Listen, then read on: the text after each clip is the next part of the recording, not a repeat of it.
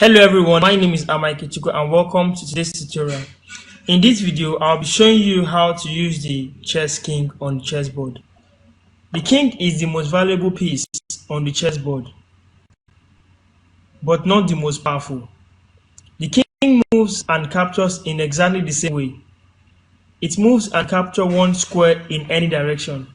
So the king can move up one square diagonal to the left, down diagonal, then down, then to the right, here and here. Good. Same thing this white king can do, the black king can also do it. Now, how can the king capture? King can capture the same way they move.